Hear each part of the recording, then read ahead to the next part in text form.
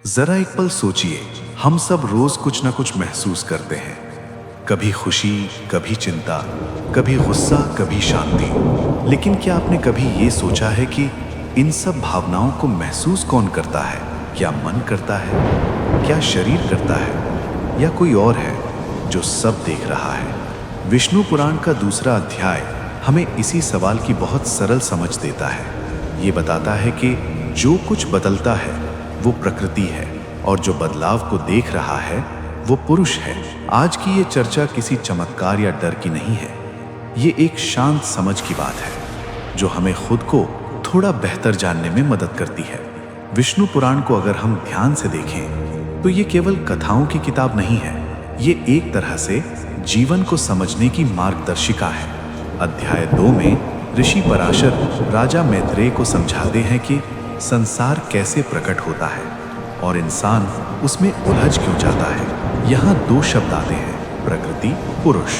नाम थोड़े भारी लग सकते हैं, लेकिन इनके अर्थ बहुत सीधे हैं। प्रकृति जो दिखाई देता है, जो बदलता है। पुरुष जो देखता है, जो अंदर शांत रहता है। जैसे टीवी स्क्रीन पर चलती तस्वीरें और उन्हें देखने वाला दर्शक, दोनों अलग हैं लेकिन साथ साथ हैं। विष्णु पुराण के अनुसार शुरुआत में एक मूल चेतना थी, इसे भगवान विष्णु कहा गया है। लेकिन यहाँ इसका अर्थ किसी विशेष रूप से नहीं, बल्कि संपूर्ण चेतना से है। उसी चेतना से 2 तत्व प्रकट हुए, एक प्रकृति, 2 पुरुष। प्रकृति को सरल भाषा में समझें। प्रकृति वो सब है जो समय के साथ बदलता है। इसमें शामिल है हमारा शरीर, हमारा मन, विचार, भावनाएं, आसपास की दुनिया।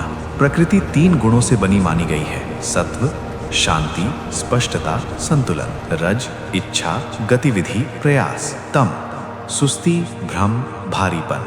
हर इंसान में ये तीनों गुण होते हैं, बस उनका अनुपात अलग अलग होता है।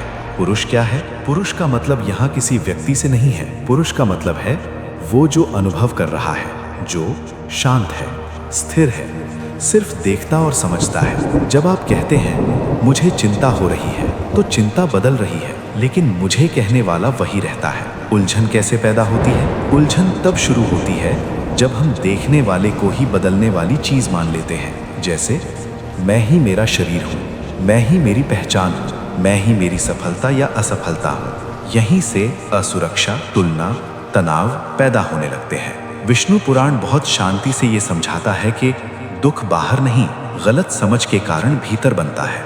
ज्ञान और प्रतीक। अब इसे कुछ आसान उदाहरणों से समझते हैं। समुद्र और लहर। लहरें उठती हैं, गिरती हैं। समुद्र गहराई में शांत रहता है। लहरें बराबर प्रकृति, समुद्र बराबर पुरुष। हम अक्सर खुद को लहर समझ लेते हैं, जबकि हमारी असली पहचान समुद्र जैसी स्थिर है। नाटक और दर्शक। मंच पर नाटक चलता है, खुशी, दुख, संघर्ष। दर्शक सब देखता है, लेकिन नाटक का हिस्सा नहीं बनता। इसी तरह मन और शरीर मंच पर है और भीतर बैठा देखने वाला दर्शक है। इस अध्याय का असली संदेश, विष्णु पुराण ये नहीं कहता कि संसार गलत है या छोड़ देना चाहिए। ये बस इतना कहता है कि खुद को ठीक से पहचानना सीखिए। अब इसे आज की जिंदगी से जोड़ते हैं। आज तनाव ज्यादा क्यों है? क्योंकि हम सोचते हैं काम ही मेरी पहचान है, परिणाम ही मेरा मूल्य है। जब कुछ बिगड़ता है तो हम खुद को असफल मान लेते हैं। गुस्सा क्यों बढ़ जाता है? क्योंकि मन कहता है मेरी उम्मीद पूरी क्यों नहीं हुई। अगर हम बस इतना समझ लें, गुस्सा आ रहा है लेकिन मैं गुस्सा नहीं हूँ, तो स्थिति हल्की हो जाती है। शांति की शुरुआत कहाँ से होती है? जब हम ये देखना सीखते हैं विचार आ रहे हैं, भावना बदल रही है, और हम उन्हें पकड़ने के बजाय समझने लगते हैं। यही आत्मसमझ की शुरुआत है। आज हमने बहुत सरल बात समझी। प्रकृति बदलती है, पुरुष देखता है। परेशानी चीजों से नहीं, पहचान की उलझन से आती है। विष्णु पुराण डर नहीं दिखाता, वो बस धीरे से समझाता है। अगली बार जब मन अशांत हो, एक पल रुकिए, देखिए, शायद वही रुकना आपको थोड़ा हल्का कर दे।